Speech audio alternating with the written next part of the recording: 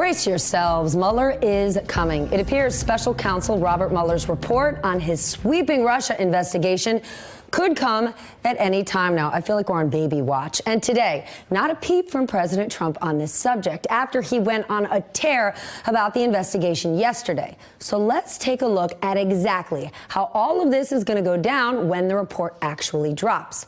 According to the special counsel rules, Mueller will first submit a report of some kind to Attorney General William Barr. It could be comprehensive, could be totally short. Either way, this will give the Attorney General an overview of the investigation, laying out what prosecutorial angles the investigations took, which ones it didn't, and why those decisions were made. The Attorney General will then submit his own report to Congress, specifically the chairs and ranking members of the House and Senate Judiciary Committees.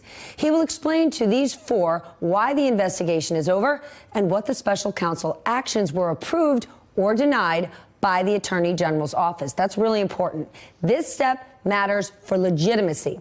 Both parties will be briefed on the investigation, so no side of the aisle can hide information. We should note, the White House is fighting to get its hands on the report to request redactions before it goes to Congress, citing executive privilege. Then there's what you and I are going to see. Attorney General Barr will determine if releasing all or part of the report would be in the public interest. He is under no obligation to release the report.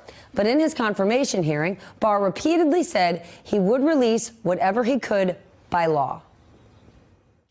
Will you commit to making any report Mueller produces at the conclusion of his investigation available to Congress and to the public? As I said in my statement, I am going to make as much information available as I can, consistent with the rules and regulations that are part of the special counsel regulations. You would be in favor of releasing the investigative report when it's completed? As I've said, I'm in favor of as much transparency as there can be, consistent with the rules and the law. But there are other ways for Congress to get more out of the report. Lawmakers can call hearings and they can subpoena Mueller himself or members of his team and question them in ways that would get a whole lot more information out or continue the investigation in the legislative branch. The House Judiciary Committee has already requested documents from 81 individuals and entities connected to the president, his campaign, and Russia. So, Ali, when the president says on the South Lawn, release it, let it out, it's not actually what he's saying, because he's saying release it to Barr, who then gets to decide what goes out. But there may be some legal implication to what he said, so we're going to examine that a little bit. But I have to say, that was really informative, but my favorite line is, it feels like we're on baby watch. But it could come any moment now. I feel like it's like royal baby watch. That's right. And our chief baby watcher is Ken Dilanian. He's actually our national security and intelligence reporter. Ken, just to go forward with that a little bit, how are we actually going to know whether something's happened? Is there some alert? Are we going to find out through a leak? Or will somebody actually announce that the report has been given to the Attorney General? Ali, we expect that the Justice Department will at some point announce that it has received the Mueller report. And we hope that they will tell us at that time when we can expect Attorney General Barr to send over his own summary to Congress and perhaps disclose at least a summary of the findings to the public. But of course, as Stephanie just said, they won't tell us initially anything about what's in the report. So the real significance of this announcement, when it comes, will be that the Mueller investigation into coordination between the Trump campaign and Russia is over. The regs clearly say that Mueller, the special counsel, files a report at the conclusion of his work. So what that would mean, unless an indictment hits at the same time that the report is delivered, is that Robert Mueller will not have charged any member of the Trump campaign with conspiracy or collusion, as we like to call it, with the Russian election interference. Now, what it doesn't mean, though, is that the investigations into Trump associates are over. It's been well documented that Mueller has farmed out different aspects of this, and we know that the Southern District is looking into the Trump organization.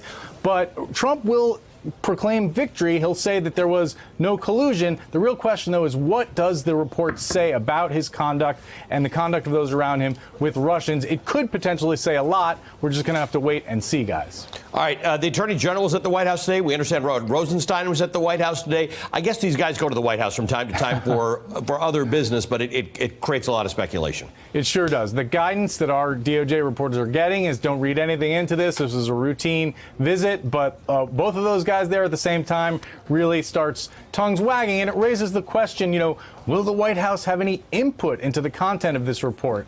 Look, if history is any guide, and if Attorney General Barr follows the norms that have existed since Watergate, the White House will not have any input. This is a Justice Department matter. The Justice Department is independent of the White House by tradition, not by law, and William Barr is seen as a person who will maintain that independence. But isn't tradition the key word here? I know we overuse the word unprecedented, but these are truly unprecedented times. So tradition flew out the window 2 years ago. Yes, and we know this is a president who has made no secret of his desire to step on the Justice Department. He said at times that he could make the whole investigation go away. He could order things to happen. He's never actually tried to carry that out, though, as far as we know. And Barr, is a longtime player in Washington. He was the Attorney General before in the first Bush administration. He has a reputation to protect, and people who know him well, including people who work with us, Chuck Rosenberg and others, have said that he is a solid guy who they expect to uphold the traditions.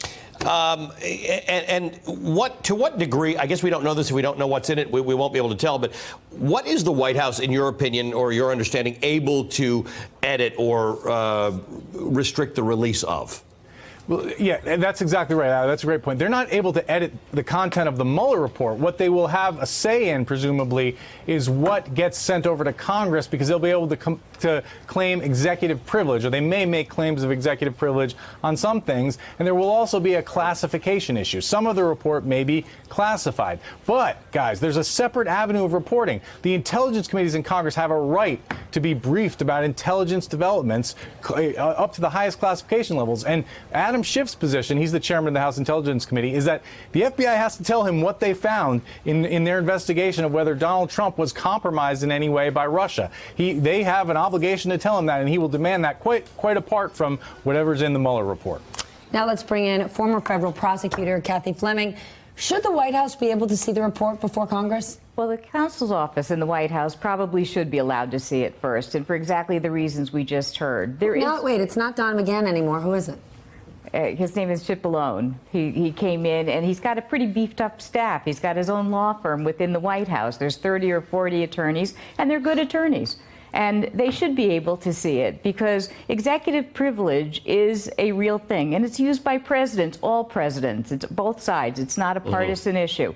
But it is used to protect things like national security, and it's used to protect things like things that would really hurt the national interest. It's not used to protect misdeeds. So that's got to be cleared up. And so the first thing that should happen is that the counsel's office, not personal lawyers, should be allowed to see it. Right. That's an important point. The White House counsel works for the office of the president, not Donald Trump. That's correct. Now, there is a tension, because the president is going to say, well, I want my personal counsel to see it too, because they're going to be able to be helping White House counsel in terms of what they're going to decide is executive privilege or not. Right. But it is the office of the counsel of the White House, because it's the entity that has the privilege. So I want to ask you about what the president said yesterday, where he said release the report. I want to see it released. There's lots of stuff in these reports, including grand jury testimony, that doesn't get released to the public because it could be harmful to people who are named in it. And so the law tends to protect them. If the president, who's the most important person whose name is going to be in that report, says, I want people to see it, does that have any legal effect? That he's basically saying, hey, sure, I don't care if people see it? Well, a witness in a grand jury can always reveal whatever pertains to that witness. If I go into a grand jury and I testify, I can come out, and secrecy does not apply to me. I can come out and say You said can't be told That's correct. by you. That's correct. Grand jury secrecy applies to the other people who are there, the court reporters, the grand jurors themselves. Right. They cannot reveal what's there. But if I go in and I'm a witness, I can come out and I can say everything I just said to the grand jury. It doesn't. The grand jury secrecy does not apply to me. So one could say to Donald Trump, you said release the report. The report's not being released. So why don't you tell us what you said or what answers you provided? Ali Velshi. They could say legal right here. That's correct. But he could not tell what else and he shouldn't. By the way, he also should not be given access to privileged materials in the grand jury that were secret. Right. Because those are grand jury protected secret materials, and the only people who get to see those are people who are protected by a grand jury order or by order of a court. And help us understand, the report is one thing.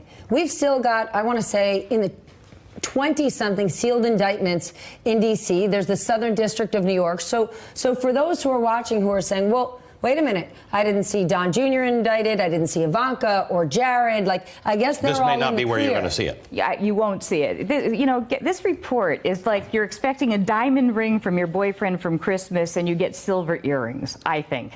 I think people are going to be really disappointed on both sides. I think the people who are expecting exoneration are going to be disappointed, and I think people who are going to be expecting to see indictments and fireworks are going to be disappointed. This is going to be a summary of a narrow explanation of what the special prosecutor was put in place to do.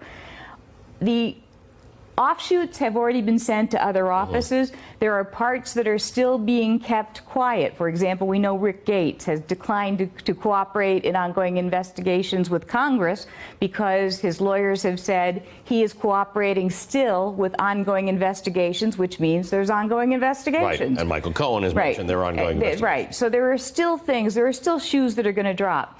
There's a debate. I admit I'm in the minority on this. I believe you can indict a sitting president. I don't know if you should, and I certainly think if you do, you should seal it. There are Department of Justice regulations that say you cannot. I do love the argument. A president's too busy. No, well, there are regulations that in the department that say you cannot. Those are regulations. Right. That's not law. So it's never been the Office tested. of Legal Counsel. It's a sort of memo. It's a memorandum, and Yeah. it does govern the Department of Justice, but there's nothing legal. There's no law that says you can't do it. And it doesn't mean that you could not indict and seal so that you could protect a statute of limitations or the rest of it. Right. I know I'm in the minority on well, that. we've heard, I'm increasingly hearing it from legal minds But like it also yours. doesn't mean that if you, and by the way, there are some good points to say that when you've got an ongoing presidency, you shouldn't even be disturbing key people in it. But it doesn't mean that you can't have sealed indictments and wait until the presidency's over and unseal it down the road. Hey, MSNBC fans, thanks for checking out our YouTube channel. Subscribe by clicking on that button down there